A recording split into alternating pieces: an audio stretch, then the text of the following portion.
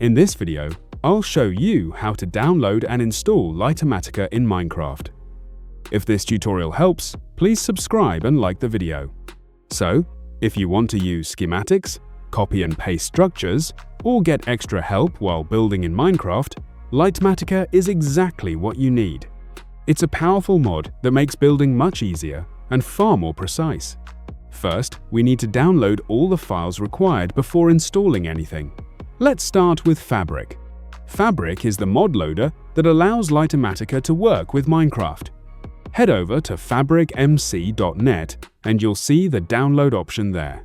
Click it, then select the universal jar. After that, choose where you want to save the file. By default, it will usually go to your Downloads folder. Click Save, and the download will begin right away.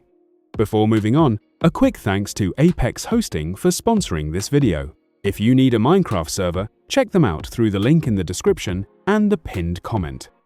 Apex Hosting offers fast, high-performance servers for smooth, lag-free gameplay. They also provide 24/7 customer support in case you ever need help. Their setup process is simple, so you can start playing with your friends in just a few minutes. Using their service also supports the channel, so thank you very much. Now let's download Litematica itself.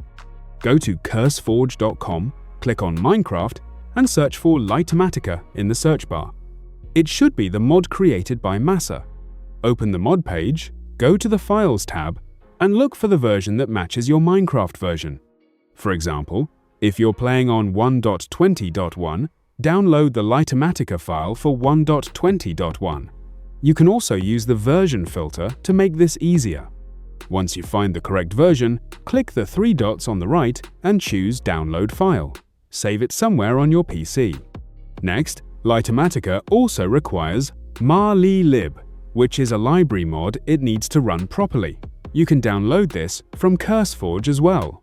Use the search bar and type MaLiLib. Open its mod page, go to the Files tab, and download the latest version that matches your Minecraft version. For me, that would be 1.21.1. Click the three dots, choose Download File, and save it to your PC. The last file we need is Fabric API. You can also get this from CurseForge. Search for Fabric API, then open the mod page and go to Files. This is an essential library used by many Fabric mods. Find the version that matches your Minecraft version, click the three dots, select Download File, and save it. Once that's done, you should have all 4 files on your computer.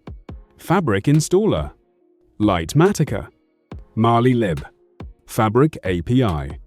Now, before installing Fabric, make sure Java is installed on your computer. Java is needed to run the Fabric installer.